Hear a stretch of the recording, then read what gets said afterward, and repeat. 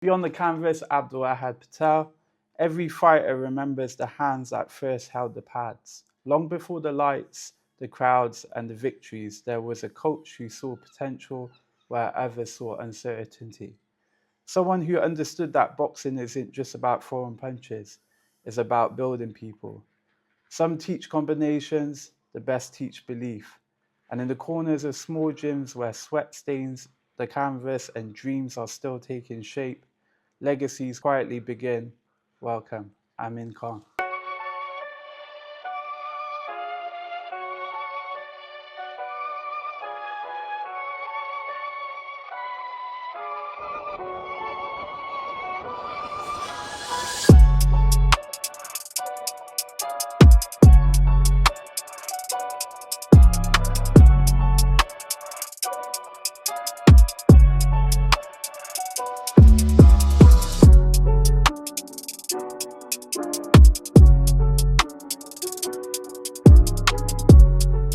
Thank you, Assalamu brother. alaikum, bro. How you Walaikum doing? salam. I'm good. How are you? Yeah, man, this is long overdue, I bro. know. How you keeping, man? Alhamdulillah, not too bad. I'm good. You're all over the place at the I moment, am at the aren't you? minute, yeah. It's been a busy, say, 12 to 18 months for me. Traveling around the world, busy in and out the country. But it's a blessing. Alhamdulillah, I'm grateful to be in the position that I am in after years of hard work, and it's finally sort of seeing the light at the end of the tunnel. But I'm seeing a bit of light, and the tunnel's still very long. Do you know what I mean? So it's a blessing. No, alhamdulillah, that's great, man. That's like, I remember it like it was yesterday when you guys first opened up. I think I was going for breakfast with my missus next door when that was a breakfast place. Yeah. And I seen the like Truth Boxing Club, but it was like almost like graffiti. I was like, oh, he's moved down here because I know you was at Irish Club. Yeah. And I remember coming upstairs and I think you were still getting things done. And yeah, man, that felt like it was yesterday. And that was like how many years ago? So that was 2020. That was July 2020. So obviously you mentioned about being at the Irish Club. I was there from 2017 to about March 2020. And obviously there was COVID. COVID hit mid-March of that year. Before that, I started looking at new premises because we knew our contract at the Irish Club was going to come to an end. They actually wanted to double our rent. Oh wow! Because I wouldn't change the name to something a little bit more Irish. Oh, really? Yeah, they were looking to double the rent. Obviously you're there now. Yeah, I see you training there. Yeah, we got we're in your old gym. That's right. Yeah, and it's Frontline Jiu-Jitsu, but next door is Shay Mills' gym, and he's Mills Muay Thai, but neither of those are Irish related. No, that's right. Yeah, and I think they were going through a little of a change through their committee at the time. The chairman come upstairs. I was waiting for some renewal terms, and I was gonna stay there and just renew it because it was just convenient. And they said they were looking to double the rent if I didn't change the name to something Irish. So it bugged me a little bit. You know, the person that I am. Do you know what I mean? I'm not gonna sort of bend over for anybody else if that makes sense. So I wasn't gonna have it. So I just started looking around, and then it was a blessing that COVID came when it did because I was able to slow everything down, come away from having to sort of earn a living from doing the boxing coaching, and just try and like have a look at premises and stuff like that. But I said I had my eyes on this place just before COVID, and I come upstairs, had a look at it. There was a bar in the middle, and initially I thought, yeah, this place is big enough. And then the estate agent, he was start showing us different rooms, and I thought, oh, there's a lot of potential here. But yeah, and then COVID came and it just slowed everything down. But as soon as we got the notification to that gyms were going to be able to open back in June, July, I got the ball rolling and got the deal done over here. And it's been hard, man. It's been stressful because I've invested everything that I could have, do you know what I mean, into boxing. It was nothing inherited, nothing given to me, nothing put on a plate. It was my savings, my hard work. Yeah. And, you know, you go around, you speak to a lot of boxing coaches, and they'll tell you that there's only that money that you're going to make at the top level. You know, this is me following a dream and following a passion. And also not letting the people down, not letting young kids down, not letting the community down. So just despite like what struggles I might go through and what sacrifices I need to make, and what sacrifices my kids and my family have to make, etc., because of the back of it, that's small in comparison to what effect it can have on kids from our community, if that makes sense. Yeah, 100%. You know, and you're a local guy as well, so you know the kids that have been through here who are now like, you know, from your age, for example. Yeah. And you know what this gym has done for some of those kids. Yeah. You know, they started with me at the age of 13, and now, alhamdulillah, you know, they're married and they got their own kids. So you know the ones I'm talking about as well. Do you know what I mean? Without me having to name drop, but you know exactly the ones I'm talking about. And if it weren't for me going through those struggles behind the scene, in my opinion, they wouldn't be where they are. In that, if that makes sense. Even if I played a small 1% part of that, that's good enough. Do you know what I mean? Yeah, 100%. I'm glad you gave that sort of example, because I think it goes into the sort of area of boxing, how it helps people outside of the sport as well, in terms of the things you learn in this and how you apply it to life in general. Yeah, no, 100%. And it's like I said, it's not. Don't get me wrong. It never started like that. If I'm honest, bro, it was like, okay, I gotta go into this boxing thing. I started white collar, you know, doing the beginner to winner events. Oh yeah. And as in coaching or fighting? Coaching. Coaching. So and running the whole promotion for the events and stuff like that. Can you remember it? Yeah, At Town I do. Hall and and we put on some good events, man. We had you know, some rappers come. We had gigs performing on the I the remember events, this actually. Yeah, I do remember this. Big Tobes and Daneo and like. This you know, is it was years right. ago. I years, must have been about like 18, 17 at the time. Yeah, 2016 I started doing that. Yeah, and, man, that's about right. Yeah. Yeah, man. You know what? I used to get a little praise from people for doing it, but so I used to get criticism as well. Like, you know, from the purists, like the amateur boxing, you know, the diehard amateur boxing coaches, and white collar this, that, any other. But if you've done your history, you've done your research, boxing was a white collar sport. That's how it started. Where we got the blue and the red corner, it was the liberals and the Democrats. That's how it started. It was a white collar thing. Everything else around it that safeguarded it, they're just businesses that are safeguarding it. You know, your British boxing would control your England boxing. And it's good, don't get me wrong, I'm not criticising them. Yeah. But when you go back, you got to go back in history to understand boxing and where it started from. Do you know, does that make sense? 100%, 100%. It's you just reminded me, there's a series on Disney Plus called 1,000 Blows. Okay. It's got Stephen Graham in it, but it's essentially about the birth of boxing being revolutionized into the Queensberry rule set. Yeah. And exactly that. It started as white collar. It was people that would just turn up and fight. Yeah. And they were working class people. They were people from, you know, the lower backgrounds that wanted to earn a little bit of money and show their sort of their bravado to an extent. Yeah. I like that spin on things, because I think white collar does get a bad rap.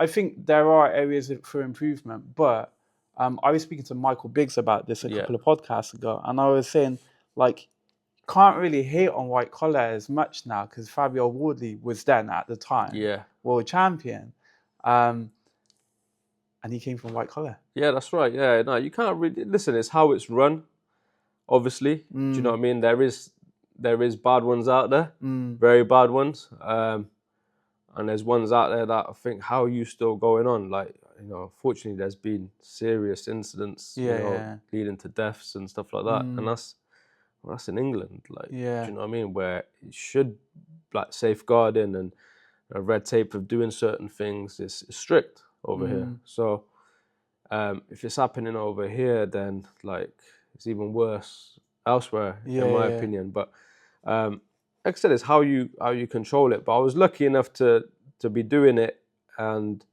making sure things were controlled. Yeah. You know, everybody would train in-house. They would spar each other before they were matched up, so we kind of gauged their abilities and make sure that nobody was going to get hurt. Yeah, yeah. And obviously, listen, we had incidents where, you know, guys were stopped and, you know, there were knockouts and, you know, it's boxing. Yeah. It's going to happen. Yeah. Especially on the night when the nerves get to you and that kind of thing. It's, but yeah, man, that was like the start of having my own gym and going into coaching. That was like not the complete, actually, you know, you speak about Michael Biggs. Yeah. Obviously, you know, we were both at Baker Street together. And he was boxing pro. And he had a little bit of time off. He had a rib injury. And I always liked Michael, man. Do you know what I mean? Great guy. Him and his dad, like, cool people. And I said to him, "Oh, you're not training anymore." He goes, "Nah, my rib's a bit dodgy." And I was like, "Oh, it's just a rib, innit, man? Like, come on, man, if you just your passion and that, well, you know, we'll just start training." And I would go to Baker Street in the evenings and just train Michael. And that was probably like the first time coming into coaching was training Michael. And then it didn't go really the way how he wanted to. I think that rib injury just took its toll on him a little bit, and that kind of came to an end. And then I started helping out Ali Christie. From there, Nigel put me in touch with Ali. Said I'd do a bit of work with Ali. So I was doing bits with Ali there, and that created that friendship with him. So that's kind of where it all started. And then I had a guy who come in to the gym, and he goes, he spoke to Harry actually, and he said to Harry, he goes, "Do you guys do 1-to-1 training?" And he said, "No, I'll speak to Amin. He might be able to help you." Yeah. And he goes, "Well, basically, I'm training for a white collar fight. Can you help me out?" And I was like, "Yeah, go on then." I mean, I'll chuck me like a wedge of money. Do you know what I mean? It's like, you know, I'm a little boy at the time, so it helped out. Yeah, so, 100%. You know, and he had his white collar fight, and he's like, "Listen, I mean, the reason I did all this was because I want to set up my own. Yeah. But I've had an opportunity to like purchase beginner to winner, and it's all set up. And would you come in? So I'll give you a share of it, and you know, you come in, be the coach." And I was like, "Yeah, okay." But you know, passion always beats business in my eyes. You know what I mean? And obviously that was a business venture for him, but it was passion for me. Yeah. And again, having my own gym was obviously like a dream come true. Going from training elsewhere to then having my own place. Yeah, 100%. And then I broke off from that, and I thought, let me do things a little bit more different. I opened my setup at the Irish club, and then I was getting loads of kids coming through the gym, man. Yeah, man. From the Barton Treadworth area, Yeah, bro. yeah. Like, you know, your cousins, your friends. Do you know what I mean? Yeah, like, you know, yeah. Hamza and Issa, and it was all coming through. And I had loads of Czech kids, African kids, and it was a nice place, but like 30 kids sometimes. You know what I mean? In the gym, in that small little area. Yeah. And yeah, it was a beautiful time, man. It was a beautiful time, and because you're obviously quite well known in the community, and I think because Gloucester is such a small community as well, I think when someone like yourself does something like opens something up, the community tend to back them, and also there's that respect and that trust there as well. And I think just like you said, like you're reflecting on like, you know, how many kids they were in the club and from different backgrounds. I think a large part of that is because of the trust they have with you, and also the trust from the parents as well to know, oh, I'm going to Amin's gym. Oh, yeah, go. Yeah. It's two sides to that, you know. I'll explain a few things. Like, the Irish club was more accessible to that Barton Treadworth community, do you know what I mean? And that's where, in my opinion, is where the hunger's at with our community, with the kids and stuff like that. And they'd be across the railway bridge, and they come into the gym, and it was more accessible. But over in this place, Not really. I've still got the old school boys coming in. Do you know what I mean? Hamza, Isas, and that kind of guy. Do you know what I mean? They're still rolling and they do a bit and they support and I love them to bits, man. Do you know what I mean? That's my family. Do you know what I'm trying to say? But then there's others where I think, let's try and tap into a bit more from our own people, our own community, and let's try and get them in the gym. But it's not really happening at the minute. Yeah. Do you know what I mean? And I like it too, because I think it's important. I think it's important that they know within themselves that they know how to defend themselves for at least the starters. Then there's the health side of it. The special South Asian community is tainted with a lot of health issues. Yeah. Like early signs of diabetes and cardiovascular diseases and stuff like that. And I think it's important to instill like an active lifestyle in the younger generation. Like my boy's boxing, we talked about it, and you said about your little boy, how he's like engaged into combat sports at a young age, and look how important that is. Like, it doesn't have to be combat sports; it could be the football. I see Rising Stars doing a great job. What they're doing, it could be anything, but as long as you're physically active. And I don't think really, I'm older than you, but like, I never really had that. It was like second generation. Yeah. Now my son's got to be a doctor or a lawyer. Yeah. Do you know what I mean? Yeah. You've got to be a doctor or a lawyer. You can't be anything else. Yeah. Do you know what I mean? Sports was like, what you're gonna do kicking a football? Yeah. What are you gonna do playing cricket? Do you know what I mean? Like, it's not a career. Didn't really see what sports could bring. Like for yourself, for example, you've had years going from like gym to gym, learn jiu-jitsu and that kind of stuff, and alhamdulillah, you're coaching now, but you're also here in front of the camera doing the journalism side of it. Yeah. So it's like sports opens different pathways, doesn't 100%, it? Do you know what I mean? 100%. It's not just it's not just the physical and the turning professional and that kind of thing. It just opens different pathways for people. I think though, like our parents' generation, because our parents' generation would have been the ones that like immigrated to the UK and stuff. And I think for them, it was like the certain sort of careers that would provide good opportunities. 100%, were like your doctors, it was nothing wrong in it. Yeah. It was nothing wrong, because at the time that was prestige. And you've got to think of their point of view is, why are we making that sacrifice? Yeah. For you to leaving get our into a home, ring to and come get over punched in here, the face. to graft here, doing our warehouse jobs and cleaning jobs and pipelines and stuff like that. Yeah. Doing that graft for then our kids to do the same thing. Yeah. Like, do you know what I mean? No, they just wanted better 100%. for us. That's all it is, and I commend it, bro, because like that type of, like my dad's well respected, alhamdulillah, in the community. Do you know what I mean? And when you speak about the trust parents have for me, it's not just me, bro. It's because they've got trust in my father. Do you know what I mean? They've got respect for my father. Yeah. And they think, okay, whose son is that doing the boxing coaching? Do you know what I mean? That's Muhammad Khan's son, one in King's. 100%. And that's where it kind of comes from. You said that about like just going back a little bit, you said like about like the community, and I say community, I mean the Muslim community, but like a lot of them, like it's hard to engage them in like the sort of physical sports or sports in general.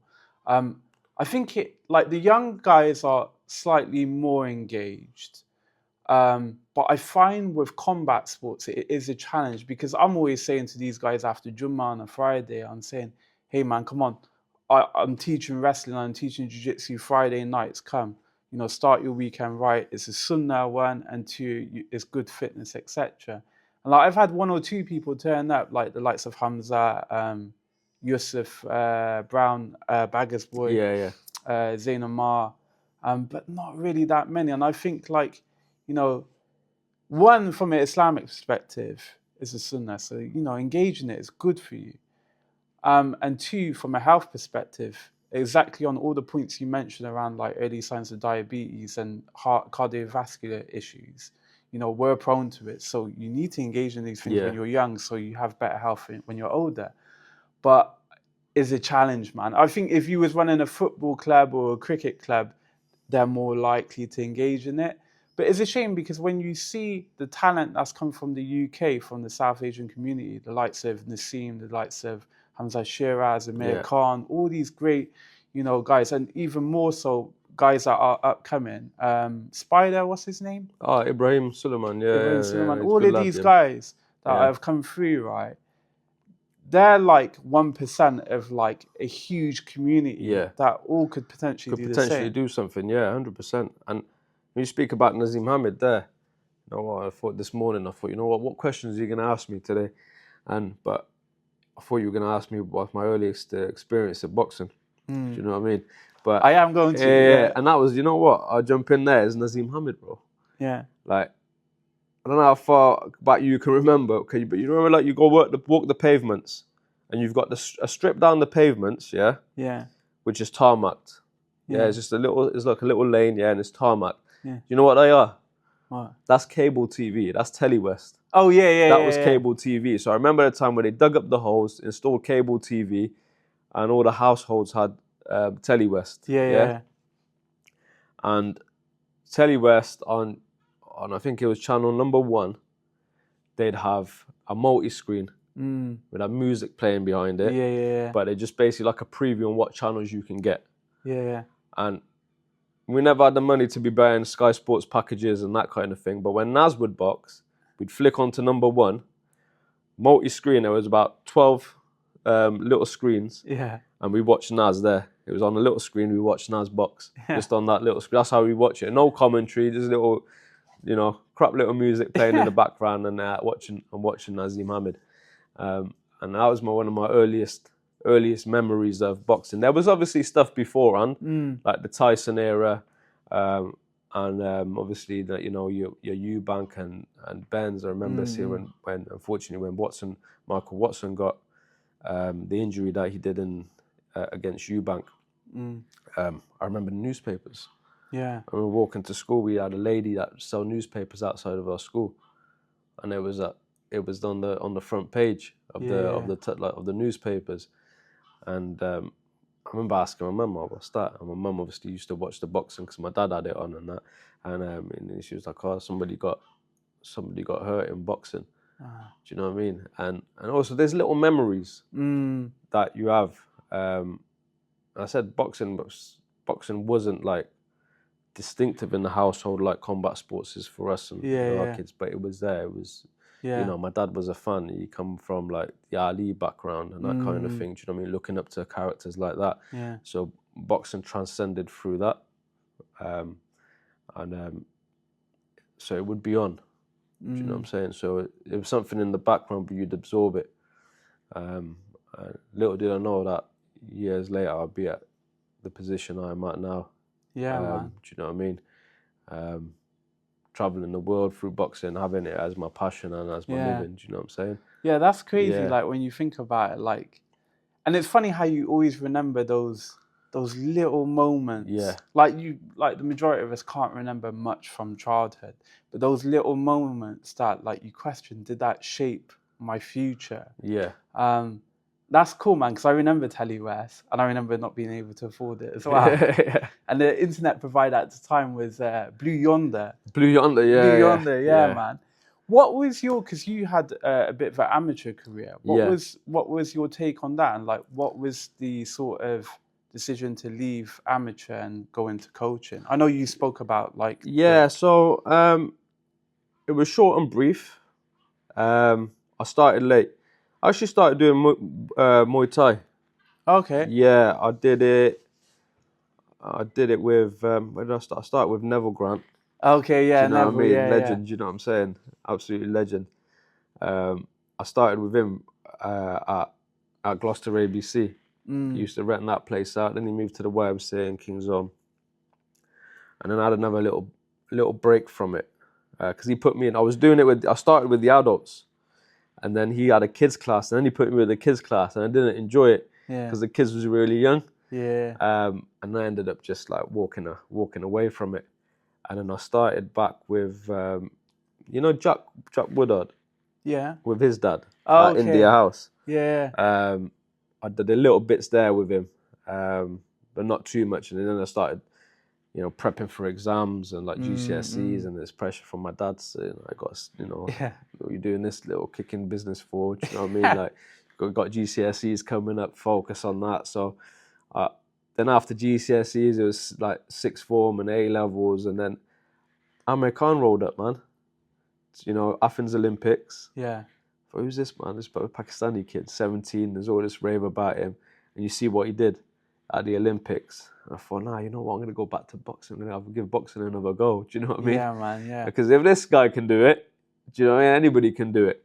And he was pioneer, man. We're talking about like pioneers for Asians and stuff like that. He was the daddy, man. Yeah, well, I mean, he pretty much saved English boxing. 100%, man. I know people don't give him enough credit. Yeah. For me, he was the pioneer of not just British boxing, but paving the way for like the Asian boxers coming through it. Not even coming through to just get a pair of gloves on. Yeah. And give it a go. Do you know what I mean? He kind of like he changed the game a little bit. He broke man. the mold. 100%. Yeah, 100%. And I can't I can't praise him enough. So that was 2004. So I went back to boxing, and I went to Johnny Melford's gym on Faulkner Street. Oh yeah. Yeah. Do you ever go there? I remember. Johnny was actually my first coach. Is it? Yeah. Johnny Melford, Frankie Davis, and Clinton Douglas were my first three. Okay. But they were running Vikings in Coney Hill. Oh right. Okay. Yeah. So now this was Johnny's. This is a house, isn't it? It's this shed, and I remember walking in there for the first time, and loads of pictures, man. Loads of pictures on the walls of him, with like pictures of him and Tommy Hearns, and loads of fighters, man. Loads of fighters. And obviously, you naturally start looking into the man himself, Johnny, like who he boxed, and you get excited about who he boxed, and then you come in. Do you know what I mean? Like a story, innit? He'd always have a story about what he did to the way he headbutted Steve Collins, and do you know what I mean? Where he knocked out Eubanks Tough and stuff like that. It was just, it was nice to hear all of that, and it being so close to home. And it was that's it. It's so close to home, and it was nice. It was nice, and then obviously he wasn't an amateur gym. But like back then, I didn't know about amateur this and that and the other. Innit? Just a boxing gym. You'd go there, you train, learn a few things, and Bagger used to train there, and there was like a good little bunch of people. And then I started training with Terry Doofus, and he was probably say the coach that I had. Do you know what I mean? He was probably the coach I had for a good few years. Yeah, man, it was kind of like I boxed for Gloucester and I boxed for like Baker Street. Not to the extent of some of these boys that we see, like Michael Biggs and Todd and these guys that you see coaching and had an amateur background, but it was still there. It was still part of the journey. I had some relevance into what I was doing. But because I think where I started late, pressure of trying to earn money as well. Yeah. So I thought, where's this gonna go? Realistically, I'm just having you can box as much as you want as an amateur, but it's all just for a laugh. Yeah. And I didn't really have time to have a laugh. I need I wanted to earn money. I wanted to I just finished uni, and was I going to? I think I might have been going to uni when I started boxing. What did you study? I did law, bro. Oh really? Yeah, man. I did. I fit the stereotype and did law. Do you know what I mean? Did you finish uni on that? I did it. Yeah, no, I did. I did it. So you got your law? I got like an honours and in my LLB, and I did it. Oh man, I didn't know that. I made my dad happy, and that was it. But you know what? I tried desperately to find work in a law firm as like a trainee, and do you know what I mean? Even if it had to be like an assistant or something like that, I tried to find work for a good year. And I was struggling, man. I said, "No, we need somebody with experience and this, that, and the other." And I don't know what it was. I just was struggling to find it. Normally people had a good degree. Yeah. Normally, like firms are jumping on that. And then I started looking at different office jobs. I was struggling, really was struggling to find permanent work. So I ended up doing this like little, these recruitment agencies. Yeah. Doing a bit of that. Like I think I started at Ecclesiastical Insurance on Brunswick Road. Yeah, I know. I did 2 weeks there. They ended up keeping me like for about 9 months, but shifting from building to building, department to department, doing like admin stuff, bro. That was all it was, admin stuff. And I was like, nah, man, this is like killing me because I'm not earning enough to pay for like, to train properly. So I was always an overthinker. Yeah. Like you think, if I'm going to do something, if I'm going to box, I need to eat right, I need to train right, I need to, do everything properly. And for that, you need to be earning some like good money, man. Do you know what I mean? To be able to have that. And it was just like I said, too late. Yeah. Too late.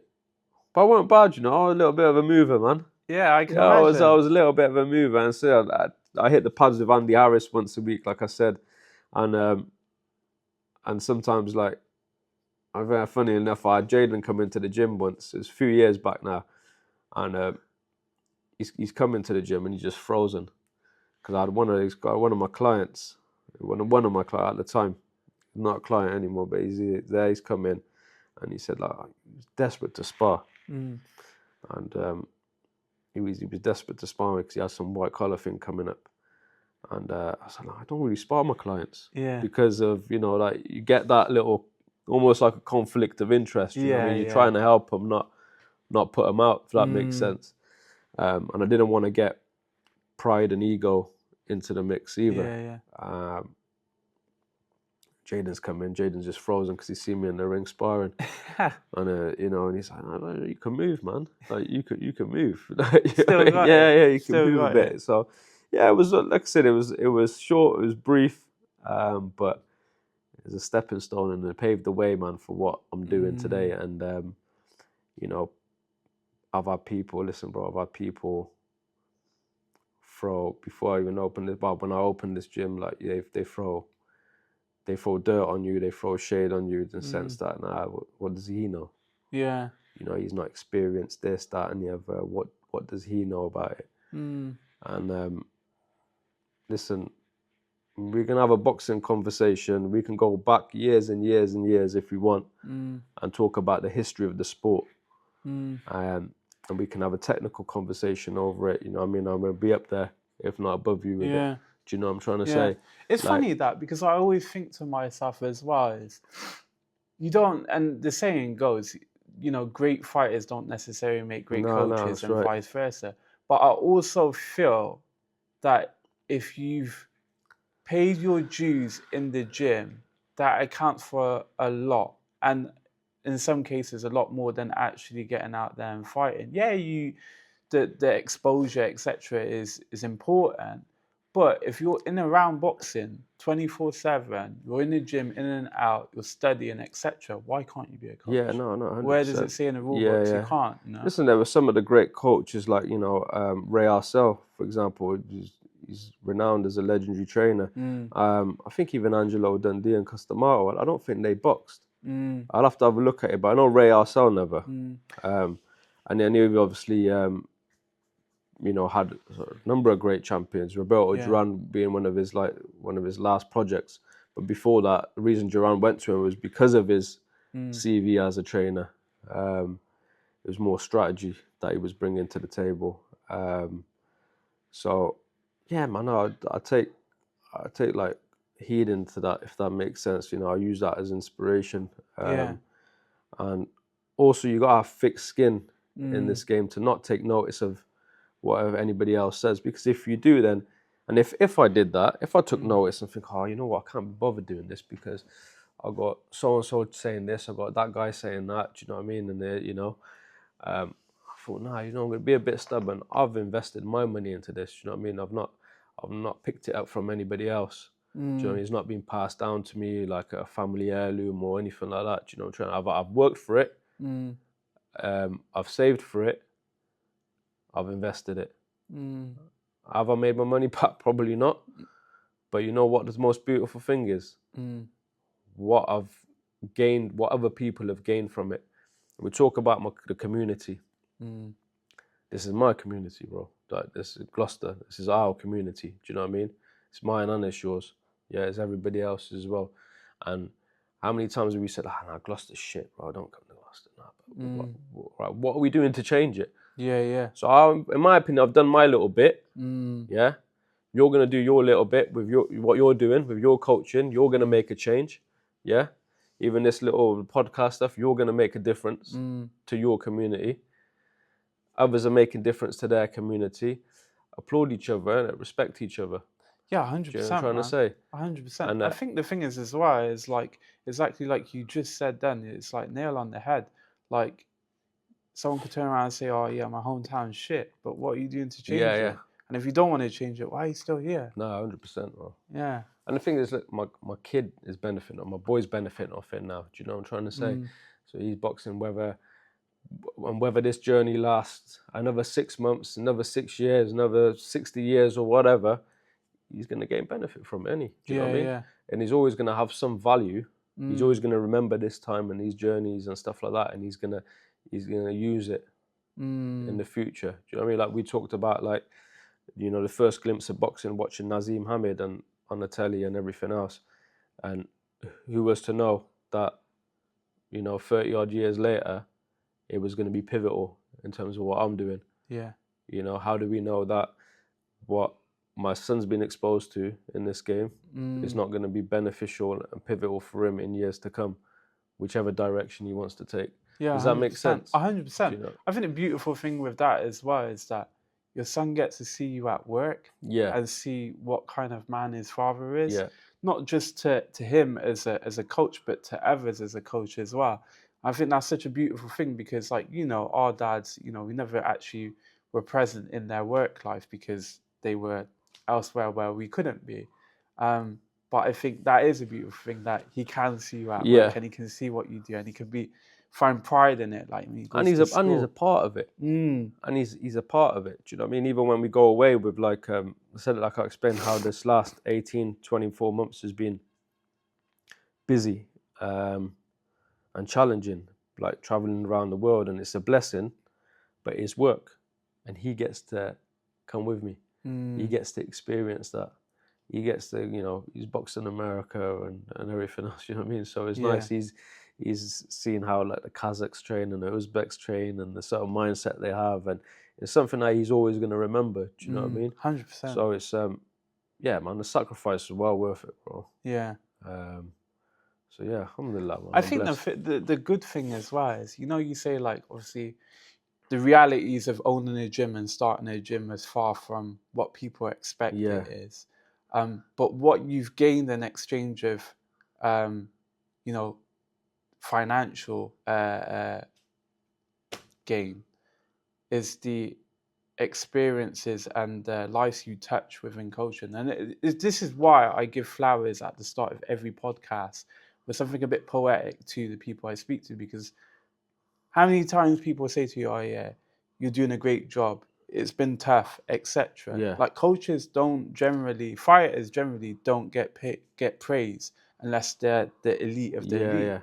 And especially coaches, like, there's no fighter without a coach. No, there's not, you know, and I think people forget that. The only one I really, the one that always stands out to me that praises his coach, and I'm on about, like, top tier level, is Andre Ward. Yeah. Do you know the way he speaks about Virgil Hunter and the way he speaks to Virgil Hunter? He obviously does the podcast as well, and he had Virgil Hunter on it, and the way they speak about their history, the struggles what both of them would go through at a certain time, and how they both, like, kind of needed each other. Like, the fighter needs the coach, before he's even the fighter. Yeah. You know, bring him out, getting him on the right track, and that old cliche, you know, got him off the streets and took him out the ghetto and all of that. Yeah, it's a real thing, bro. It's real. Do you know what I mean? Tyson Custamato. Yeah. You know, you got the Ward Hunter situation, and then, but the coach needs the fighter as well, because you know, when you hear about Virgin Hurting the talk and his struggles, he really needed Andre Ward, like, to get through certain obstacles in his life, to get certain situations. And it's like, it's a powerful thing, man. Like, you know, fighter and coach relationship is powerful. Yeah, 100%. And like but it's still, it's unfortunate that you got, some don't always give the praise to the, you know, at the right time, if that makes sense. Yeah. No, I get that. And sometimes forget the value of it. And I don't know whether that's because, and that especially happens with amateur coaches, because you get coaches that put in the work with their fighters, and then eventually someone turns pro, and then they go to like a top, you know, who was at the time a top level trainer, and then they get the flowers because that's what the world sees. Yeah. The world doesn't see what goes on behind the scenes. Do you know what I mean? At a ground level. And I said there's only really a few cases where, you know, that in history that you hear about a coach always being there from day dot. And that's why, like I said, I like the Virgil Hunter and Andre Ward partnership, because in some ways it reminds me of the relationship I got with Jayden, because he's been with me from a very young age, from the start, from 6 years old, and we kind of went through it a little bit, in the sense where, you know, there had to be a level of trust put into me, because I not had any champions. Yeah. Do you know what I'm trying to say? I've not had the national champion yet, and the way he was boxing, the talent that he was, mind you, is because of the work that I've put in with him. Yeah. Do you know what I mean? It's not just like you wake up suddenly and you're sick. Do you know what I mean? Yeah, It's of like, course. we put the work in. Yeah. And we had a relationship, which is important as well, because you can have somebody that preaching at you doing this, technical, this, that, and the other, but if you haven't got a relationship with the fighter, he's not going to absorb the information. But we had that relationship. He was showing promising signs, more than promising signs. You could tell he was going to be above average. Do you know what I mean? And but then so could everybody else. So then the pressure's on that. Do you really want to be there because, you know, not had any national champions?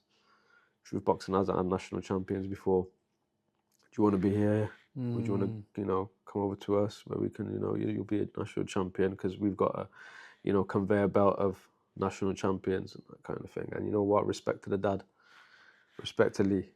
And he's like, no, you know what? We're going to stick with Amin, because Jayden gets on with him. I get on with him.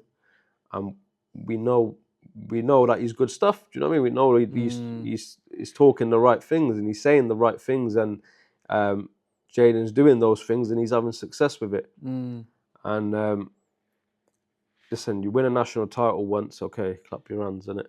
Yeah. Do you know what I mean? You win 4 national titles, you know, take note. You have 100 fights at 15. Yeah. Winning 96 of them. And the only 5 losses you've had on your record shouldn't have been losses. Yeah, they're quite questionable. You were talking about elite level. Do you know what I'm trying to say? And you'll still get people that say, yeah, but there's no ifs, buts, and maybes, man. Like, he's got to that level. He's at that level. He's elite. Yeah. Do you know what I mean? I mean, it is the elephant in the room. I mean, like, I think it's one of those things where I'm sure now, whenever people speak to you, they're like, oh, how is he getting on? How's the boy doing? Yeah, it's you know, you just touched on something there, and I don't know if you know. Do you know Christian Duncan? Yeah, no, I've seen him. UFC He fighter? does, obviously, Todd works with him, and he does some. Yeah, man. Yeah, I like him. So your relationship with Jayden, that just reminded me of Christian, like, both extremely talented, both like has something very special about them. And at the time when Christian was at amateur, I remember, because I was amateur down range as well. he could have gone to any gym, and there was whispers in his ear, and he was like, "Nah, I'm staying with Mark." Yeah, Mark's got a bit of history with it, UFC and his knockout in the early days. But at the time, Children Free Fighters with Paul Sutherland was the place to be. Shay Mills was in the UFC or just coming out of the UFC. You had the Figlac brothers. You had Chris Arsley, Lawrence Tracy. You had all these great guys that Paul was producing. So you'd think as a fighter, you'd probably want to be there.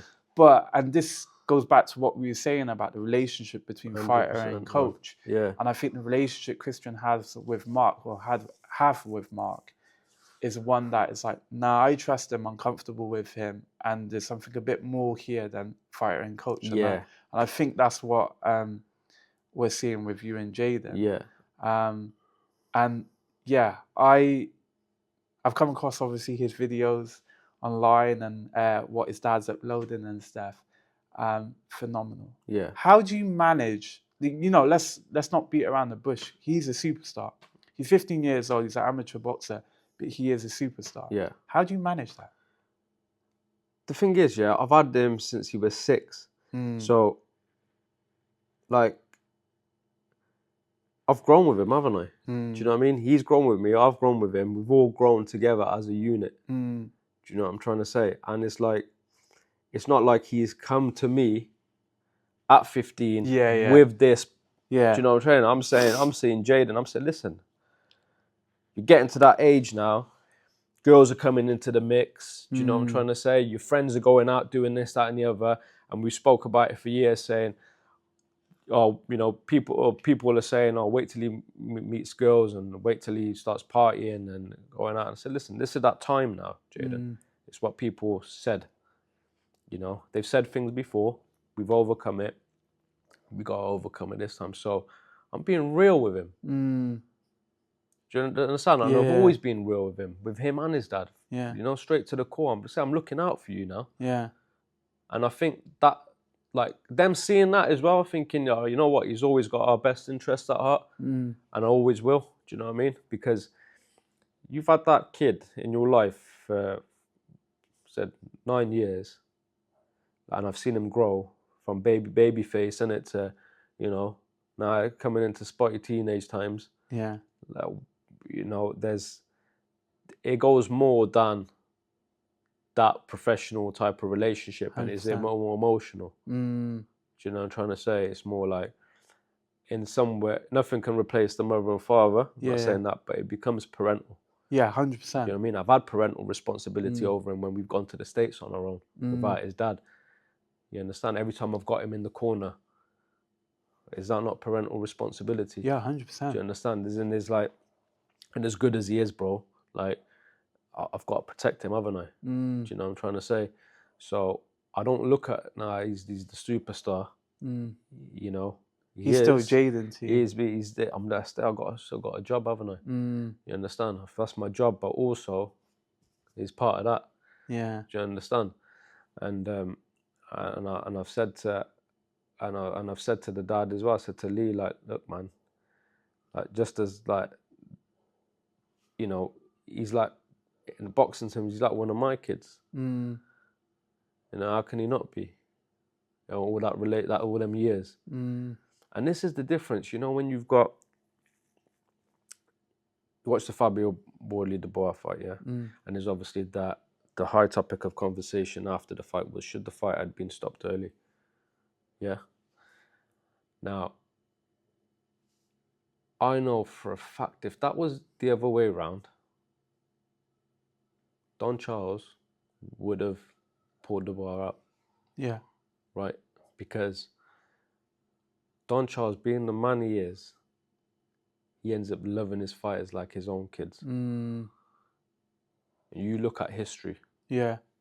Yeah, look at the fighters that he's had, and Derek Chisora, and how much emotion that he has got when it comes to that emotional attachment to the fighters. Yeah. Some people might think, okay, that's load of rubbish, don't mean anything. Yeah, but you're not just showing that. You're showing that fighter that they're more than just a commodity in your life. They're something more important. So doesn't that not gain trust? Doesn't that not just sit thinking, all right, I can take things a little, I'm comfortable now. Then take a massive load of pressure off a fighter, thinking that he's going to war, but he's got this guy with him. Yeah. Do you know what I'm trying to say? He's not on his own. Yeah. But when you start dealing with like elite level, like, you know, all right, I'll go to this camp because they got the most superstars, and I go to this one and that. You're just another guy, bro. Just another commodity. Yeah. You understand? Yeah. You know? Yeah. No, I get exactly I'm not what you're saying that they're all like that, bro. Unless there's something else that goes on behind the scenes that I don't see. But I'm just being real with it. Yeah. Yeah. That's what I'm getting at here. And he's not a commodity to me, bro. He said he sits in here. Do you understand? Yeah. I think that's like speaking to John as well, John Pittman, a couple podcasts ago as well. Like when he talks about his fighters, you can see the care and the love, and you know it is a family. It is more than just fighter and coach. And I think with your local gyms, your amateur gyms / professional ones now, you are going to have that, especially homegrown. Yeah. But exactly what you're saying, and you see it more in MMA as well. Yeah. That fighters will travel to different clubs to obviously get in the rounds with different fighters, but those coaches aren't looking out for him the same way 100%. their own And coaches why is that? would. Why does John think like that? John thinks like that because he's had him from the start. So he's got an emotional attachment to him. Yeah. You understand? Do you think that could be a bit of a detriment, though? Why? At times. Why? How can it be? All right, listen. Unless you're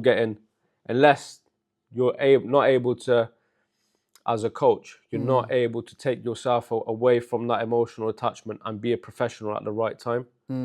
Kind of like senior and junior Eubanks. Well, you stepped away then, didn't you? You stepped away. You stopped being in the corner. And maybe that is the case. Maybe that is the case. Maybe you know, I don't know what goes through senior's head sometimes. You know what I'm trying to say? I'm trying to like think for him, but I can't. But yeah, maybe in that case. But knowing John, knowing myself, you can have, and I listen, and I know with John going through with Jay, and I know it's not on the same level, but for me it's very early on. Yeah, I know for a fact that John cannot allow himself to get those emotional nerves when Jay's boxing, because then he's no good to Jay. Yeah. I see the same thing in Danny. Yeah. I think, right, I'm shitting myself. Inside, I'm shitting myself, bro. Leading up to it, the spars leading up to it, the training leading up to it, he's flagging, he's not looking good. It's apprehension, is he going to perform, that kind of thing. That might get to me, yeah. But when I'm making that walkout, I've got to switch everything off. It's now time. And I've got to make sure that I'm there for my boy no matter what happens. And I've got to have the clearest of minds so I can be the best for him. And I guarantee John thinks the same thing. Is it easy to switch from like coach to father to coach? You know what? It's not. I'm probably still learning, if I'm honest, because it's still very new to me. Do you know what I mean? That side of things. Obviously, Danny's homeschooled as well, so I'm his teacher, I'm his boxing coach, I'm his dad, and I'm trying to be his best friend as well. Yeah. You know what I mean? So it's like, well, it gets, man, it's hard. Yeah, it's not an easy thing to do. So I'm still learning myself, man, if that makes sense. And I'm sure every father will probably have to just continue to learn. Yeah, as their kids grow, as they grow as a, you know, not just seeing them as their kid, but as seeing them as a fighter as well. And but nice. Like I said, it's a beautiful relationship, but a relationship like that can be difficult as well. Finding the right balance, right? It's got to be the right balance, you know. Sometimes, like I said, I might take it out on Danny. Like, so, you know, something, you know, I'm not happy with how he's doing. I might be more stricter with Danny than I am with, say, Jayden. Because, like, there is that attachment, isn't there? There is that, okay, I got an emotional attachment with Jayden, but then father and son's father and son, do you know what I mean? They're connected through blood. And it's like, it makes things a little bit more challenging. Yeah. Definitely. But I'm trying to be trying to be the best I can be for him. Do you know what I mean? And with everyone. But yeah, father and son, father fighter and relationship, man. It's yeah. I guess you didn't. You're gonna feel it soon. Yeah, I know. You're gonna feel it soon. I selfishly ask these questions because I'm always thinking in the back of my head, he's a year closer now to putting those gloves on or to getting on those mats, and I'm like, how am I gonna manage this? And my wife's like, not that she doesn't like combat sports, but she doesn't like combat sports for our children. Yeah. So, you know, with you, you know, obviously Jayden's got to the extent where he's boxing all over the world now. It's not like, you know, just the Southwest or just the UK. It's all over. You've obviously explained that you're traveling quite a lot as well. How does that affect the gym and your other fighters? Listen, it has an effect on it, 100%, because a lot of people, majority of the people that come here, they come in here for me, as their coach. Yeah. So there's a level of guilt, obviously, where I've had to leave the gym for a few weeks, and it's difficult. Also, I don't have the coaches that I'd like to have in here. There was one lad that I had. He's gone to Australia now. Do you know what I mean? But he was solid. Yeah. So he was with me. He started at the same time as like Hamza and Issa did at the Irish club. So he was about 12, 13 years old at the time, and he's kind of like come through. So he's a face of part of the gym, and he done his coaching, level 1s and level 2s, and Finn his name is, and it's a solid kid. You know what I mean? Young, 20, 21, but I trusted him enough to leave the gym with him. Yeah. And when I would do that, it was good because people were still rolling. People were saying, "Ah, Finn's taking the class. Finn's all right. Finn's cool." Do you know what I mean? Well, you know, you can trust him. He's a nice guy and everything else. And for me, it was good because he was reliable. I knew if I said, "Oh, Finn, cover the gym, mate. Yeah, no worries, bro. It's done, innit? Like, do you know what I mean? Don't worry about it." Trust with like the money in the till was there. Do you know what I mean? It was like nothing wrong, but like, you know, he was solid kid. But again, it's like we were talking about how boxing shapes kids. Like, he's spent a lot of time here, so you know, he's got the part one. He had the passion for it, and I think he enjoyed the responsibility as well. So that helped. But now he's gone Australia, and like now I'm thinking, oh man, if I've got to go away again, who do I leave the gym to? Yeah, you know what I'm trying to say. And it probably hasn't grown the way I expected it to, or the way it should have grown, or it could have grown, because of that element of having to like travel with Jayden. But then at the same time, I was like, come on, I've had some experiences, man, with Jayden, and it's been like, you know, everything that we've won together, you can't beat it, innit? And like even the Asian games. So when you got signed with Bahrain, and that's another thing. Like we already talked about that, you know, like the whole Bahrain thing. Talk to me about that. So Jayden went out to. Yeah. So what happened was Jayden represented England in the Euros in Bosnia, and he had a very controversial decision, loss to the Russian kid, and this is where Lee's such a sick guy, man. You know, when in social media and that, again, people were saying, "Oh man, Lee's too much on social media." Do you know what I mean? He's doing way too much. Shouldn't be on there. You know, there's that whole stigma, like, you know, kids shouldn't be on. You know, you shouldn't show like the world what you're doing and how you're training. Man, throw it in the bin, bro. Yeah. You know what I'm saying? Because when you're that level and you're hitting those heights still, when everyone can see what you're doing, it says a lot about you. And Lee stuck to his guns. He's going to keep blasting social media. He's taking his levels up to that, yeah? And so fair play to him for doing it. So he made a video regarding that loss, follow the journey, it was all that sad music at the end of it, everything else. And the Sheikh Khalid of Bahrain, I think he was following Jayden beforehand anyway. Yeah. You know, these like in the Gulf countries and Arab countries, they've got the sheikhs and that they have roles within their Yeah, within kind their of like country. Turkey Al Sheikh. Yeah, like yeah, how that's he's it. got Yeah, his like one. he's like the sporting side of it. Same with Sheikh Khalid. He was like the youth minister or some sort of like of youth sports, and he's seen Jayden, and I think this was before he went to the Euros. So yeah, he's there following him for a while. Then obviously the whole thing happens in Bosnia, and like I said to Leah, okay, listen, man, like don't worry about it, innit?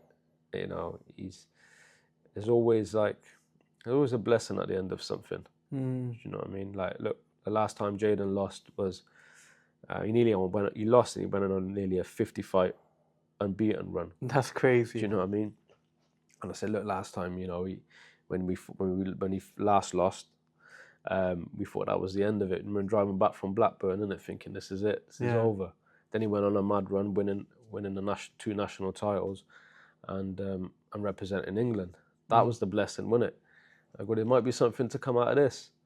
And then 2 weeks later,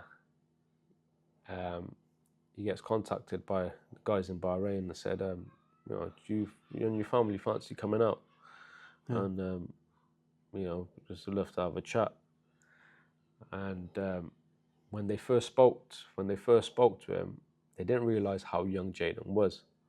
They thought he was like 15, 16 years old, not realising he was 13, because they obviously wanted him to go to the next Olympics, LA. And it's like, all right, trying to like offer this deal, and I said,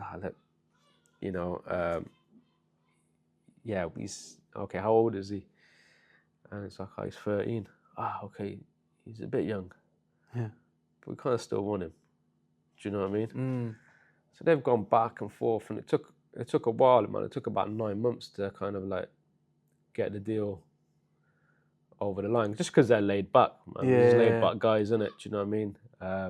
Everything they do is laid back, but it got done.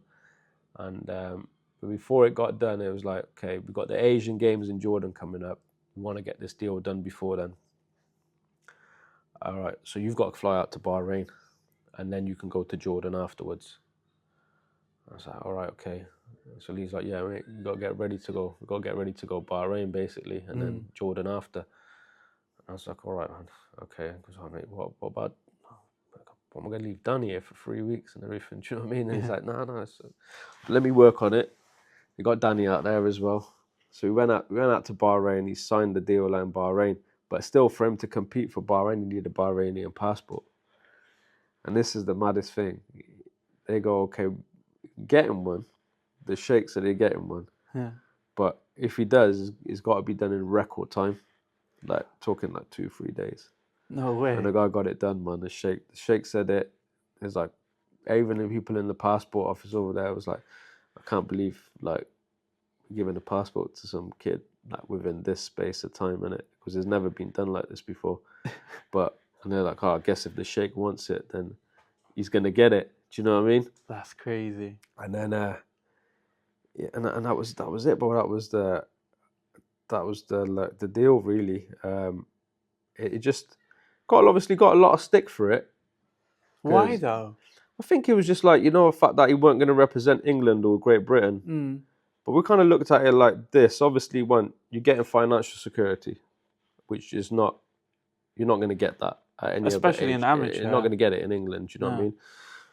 And even GB, you join the Team GB for a set period, you're not going to get as much money as, you're getting from these guys. Yeah. Secondly, you're not going to get as much tournaments. Because obviously, look, and listen, it is what it is. Like England and GB, they have to pay for a squad. With these guys, they only have to pay for Jayden and his coaching team, for the majority of it. And now, obviously, it's changed a little bit now because their squad's actually got bigger. So they're paying for bigger teams now to go out and stuff like that. But at the time, it was just Jayden really competing on that level. Do you know what I mean? And then it still is Jayden competing on that level, but there's a more of a squad around him now. So does he have Bahrainian? No, what, blood? Not blood. Does he have citizenship there? Like, is he? No, he's got a nationality, like a dual nationality, I guess. Do you know what I mean? That's crazy, man. All off the back of boxing. All off the back of boxing.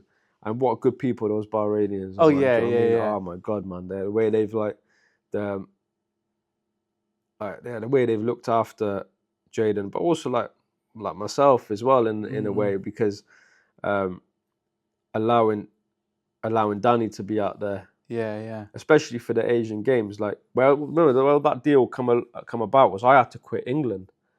I had to quit England boxing because I was on the pathway as an England boxing coach at the time, and I remember speaking like to the guys at England, the top guys at England boxing, effectively like my bosses, and I said, look, this has come about. Bahrain are not employing me as a coach, but because I'm Jayden's coach, they want me to be out there to make sure that he's successful in his first campaign for Bahrain. Can I do it? He goes, no, you can only like represent one nation. And I knew that was going to be the case. Obviously, I understand it. It's conflict of interest and everything. So I understand it from their point of view. And I said, okay, well, you know where my decision's going to be in it. Like, I'm not going to get, for England, I couldn't see myself getting an opportunity to be going away with England boxers on a tournament, especially where like I could still coach Jayden, because they wouldn't let, even you're an England boxing coach, you can't coach your own club boxers with an England vest on. Yeah. Again, because there's conflict of interest for the other fighters. So all that, I understood all of that. So for me, it was an easy decision to make, and like being like the head coach of Bahrain, even if it was just for Jayden, was a really good experience, because I experienced an international tournament, forefront of an international tournament. Do you know what I mean? Yeah, that's And crazy. like we're there in a technical meeting.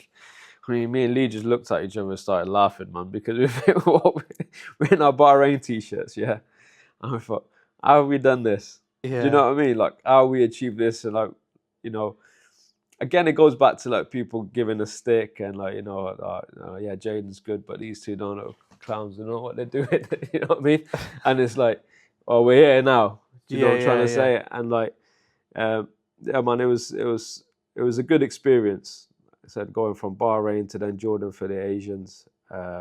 It was high level international tournament, man. Yeah, man, I saw some clips. Yeah. He fought, was it the Kazakhstanian in the finals? No, so you might have been referring to like this year just gone. Yeah. So I didn't go this year because Yeah. Danny had the schoolboys, and obviously I just couldn't leave. I couldn't leave him for schoolboys. So it was just Lee and Jayden that went to Uzbekistan. But last year, we were in the draw, and we were like, yeah, it'd be good if he gets like a lad from the UAE or something like that. Do you know what I mean? Nice, easy one to just shake off the cobwebs. And we get the Kazakh kid, who was probably the favourite to win it, because nobody knew Jayden at that time. It was just the white boy in it from Bahrain, innit? Nobody really knew him. Bahrain wasn't really on the map as a boxing nation, and he wasn't really on anybody's target at the time. They would have known him anyway, through social media and stuff, but he wasn't really like looked at in that sense. But yeah, we thought, we get a nice one. Draw the Kazakh. He's the favourite. So all right, well, at least one good thing. We get the top kid out the way first. You know what I mean? Yeah. And he did. Listen, he beat the kid quite comfortably. And then you had the new kid from Ukraine. Ukraine were in it not because they're in Asian boxing, but because it was a request, because they're not competing in Europe because of the tensions with Russia. Russia was still in the European competitions, so Ukraine opted out of it for political reasons, and Asian boxing let them compete in the tournament. So we had the Ukrainian kid in the semi-finals, and then in the finals we had Uzbekistan. I watched him the day before, and he looked a fiery kid. Watched his bout with the Indian kid. He's very fiery, non-stop, the engine on him. And I said to Jayden, I go, look, the reason he's got a good engine on him is because he's hitting something. Yeah. It's just first 30 seconds, just make him miss. Yeah.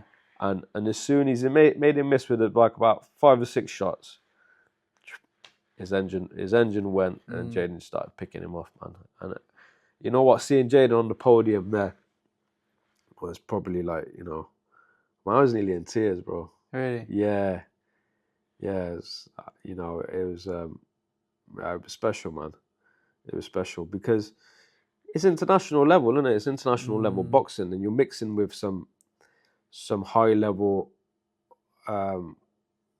nations, man. That's like it's a big group, isn't it? It's more than, like I said, it's more than this area, and it's more than just England, and it's a big level. Like you see some real top kids there, top coaches, and it's pretty much Olympic level, isn't it? It's global. It's a high level, and so for him to go and achieve that, so this is a kid. The kid's a machine. Come back 3 days later, he's then boxing in the quarterfinals of the nationals here.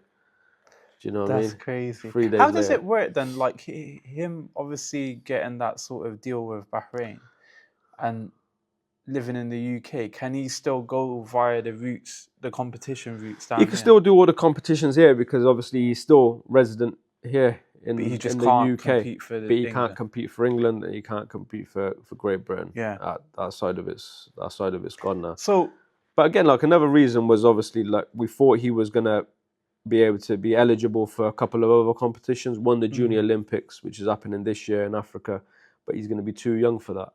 And then we thought he would still be eligible for 28 LA, but he's going to be too young for that. So our thinking was at the time was this: look, even if we left him to go to GB, like he could be on the podium squad for 4 years, and 2 months before the Olympics get cut, just out of nowhere, just because they think he won't win a medal,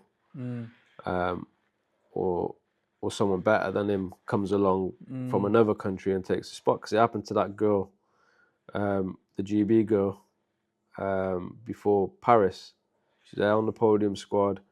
Then an Irish girl comes over, wants to represent GB 2-3 months before, and the one that's on the podium squad gets cut because the Irish girl come over and taken her spot. That's mad. So it's like you train for all that time for that moment, and then it's taken away from you. We knew with Bahrain that wouldn't happen because one, they've just made the investment, continued investment. They got belief in him, and they back him 100%. So we knew that weren't going to happen.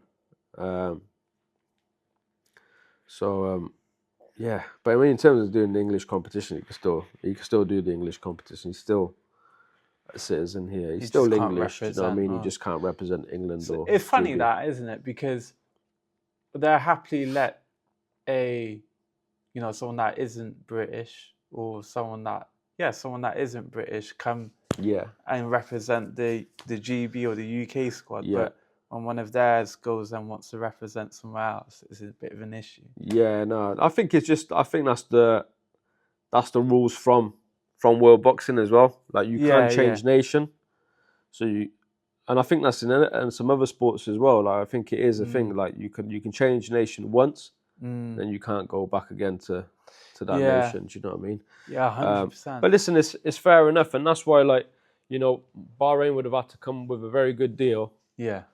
To make it worthwhile in the long term. It couldn't just be like a 1 year thing where, all right, we'll see how you get on. It's got to be a long term commitment. So if Jayden is to compete in the Olympics, he would represent Bahrain. He would represent Bahrain, yeah. And where does that stand with you as a coach? Do you still get to coach him when he's out competing nationally, or will they have their own set coaches? Well, it's before. Well, last year, obviously, I went to the Asian Games with him, and then we went to Portugal last year. I went to the States as well, where I was there. But this time round for the Asians, the last time round, I was going to go, but because it clashed with Danny doing his nationals, I said, look, Danny's got to take the priority because he's my son. Do you know what I mean? I'm not going to turn my back on him now. But the kid went and lost, didn't it? Do you know what I mean? He went and lost 2 days before Jayden was due to fly out. But because you have to put an application in with your set team members and that kind of thing, it was too late to put me on. And also there is a bit of red tape on the Bahrain end. They have to request the funds to be released from the different committees and that kind of thing. So it's a long process. And there's obviously some political tension in the country as well, which they're having to deal with a war at the minute. Yeah. So listen, I get it. So I kind of like missed out on that time of going, and obviously they went to Bosnia, and I didn't go to Bosnia because they've got their coaching team there now, and I didn't go to he's in Portugal now, so I didn't go to Portugal, and again it's got their coaching team there. And whether that's going to be something that's long term, I don't know. Whether we'll look at it again in the Asians when he goes to the Asians. Obviously, I like to be there. I was gutted about Bosnia because he had his 100th fight out there. Yeah. And like honestly, it's one of them weird things. But like for years and years, I thought, what? I can't wait till he gets to 100 fights. I probably thought that more so than like Lee and Jayden did. Yeah. But I just thought, no, because that's an achievement in It's itself, a man. huge Like milestone. 100 fights. And the reason being, I remember Amin Khan having his. I think he did have 110. I think he had about 110 fights, but I remember him mentioning it. He boxed a guy from America at the Liverpool Olympia. I think it was like his name was Gary Evans, I think it was. And this was just his first fight as an amateur after the Olympics. And he was there in the studio, and he said to one of the BBC guys, "He goes, that was like my 109th, 110th fight." And then the number 100 just stuck with me through him. So I thought, like, if he can get that at like 14, 15, that's going to be incredible, man. Yeah, man. Incredible achievement. Especially like with that high win percentage that he's got as well. Like 95% win percentage, man. Do you know what I mean? It's like crazy. I said, there were the 5 that could have went in his favour very, very easily. And probably should have went in his favour. Yeah. So in that sense, like, yeah, man, I was gutted. I was gutted not to be there. Like, even if I was not in his corner, I would have liked to have just been there in the stands. Yeah, just to witness it. To see him do it. Do you know what I'm trying to say? And it just weren't really that. It wasn't really the same watching it on video after. Well, not after. I was watching it live. It didn't really hit the same. Yeah. So I was gutted about that. But like I said, we'll review the situation like when he goes to the next Asians, and obviously I'll make sure it doesn't clash with the nationals here for Danny as well. But like, yeah, it would be nice if it tied in together where like we can go out and Danny could spar the kids his weight out there, or the kids that are weight above him out there, and then we come, Jayden has his finals and we come back, and then like a week later, or Danny boxes in his first fight, over here. It'd be nice if it was to be timed like that. But yeah, we'll review it, man. And obviously, if he goes to the Olympics, it'd be Brisbane. Yeah, man, it'd be nice. If I don't think he will, though. Do you know what I mean? If he's going to be 21, most kids with his status, they'd be turning pro by then. Yeah, I mean, I think that it's a nice thing to have, but I think with his credentials, it's like, does he really need the Olympics? Doesn't really need it. No, listen, you're going to the only way you're getting, the only way it might be worth it if Bahrain said, okay, look, this is our chance of winning the gold. Yeah. This is what we can offer you to keep you as an amateur until you're 21. And then after then, you've got to take a look at it, haven't you? Do you know what I mean? If it's financially the right thing to do, then you do that. But yeah, Bahrain might be in a position to do that. I don't know. Do you know what I mean? Until we have that conversation in a few years' time, then we'll wait until then. But like I said, it would be nice to go to the Olympics. That type of stage. But then also, look, you can sometimes become a little bit disgruntled by the way the Olympics have been run in the recent years. Yeah. Like the whole Paris thing was like, man, it was shocking.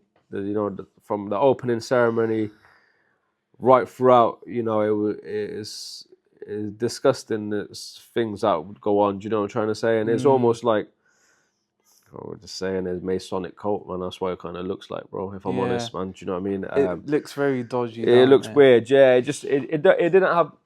It kind of lacks the same prestige that what I remember of it. If that makes sense. Yeah, it was like it's become more of a show than about the sport. Yeah. And then those athletes are like the Olympics, like as an organization, don't pay the athletes. Yeah. Do you know what I mean? It's up to the nations to pay the athletes, but they're like, the medal's not even real gold. Is it not? No. It used to be though, right? I think it might have been, but Yeah, like I said, it's not real gold now. So, like, you know what I mean? Like, what are they doing it for? No, you know what? I completely agree with you. It has lost that prestigeness. Yeah. Like it don't. Like you say, you won the Olympics. It's like, does people still watch that? Yeah. Like that's what it feels like. But one thing I would say to you as well is that with his credentials, his rapport in boxing, it's kind of like I think there's gonna come to a point where you're probably gonna get promoters to say, nah, don't let him in boxing. This is what we're offering to turn pro. Yeah. No, of course, yeah. And obviously, you listen, like me, kind of like sitting back and just kind of watching it, or you do see how things, you know what I mean, how things are happening. Certain promoters, taking an interest in him very early, and listen, like fair play to them. They're doing their job, aren't they? That's their job to get talent in early. And it's listen, I've not really been in them situations, but you see it. If you know the history of the sport, you see fighters trying to put this eloquently, man, but you know what I'm trying to say, yeah? Getting screwed. Yeah. Very early on. And yeah, you're not understanding the game, man. Yeah. It's like the whole Mike Tyson and the Don King thing. Yeah, man. It's do you know what I mean? You why have are to these be fighters educated, why are these fighters like they're like some were a top promoter and that, but why are they like not making money until they're boxing for world titles or defending world titles? Or why they're hardly boxing is another question. Yeah, that's right, yeah. The other thing I was gonna ask you is I'm conscious of time and I feel like we're coming to a close, but what's next for you in the club? Like I know you've got like huge sort of milestones you're going to be achieving with Jayden, but for yourself and for Truth, like what's next to come, man? Like have you thought about going for like your pro license and stuff? I've already got my pro license. Oh, you've got it? Yeah, Congrats, I've had man. that. So yeah, no, I had that before I had my England boxing stuff. Oh wow, I So didn't realise that. I was doing the pros before that. So I had like a couple of pro fighters, but they never really like. We done the camps and stuff, but then certain fights fell through. And then one of my early pros was like Amin Khalid. I was boxing down here from Worcester. He was a good lad. So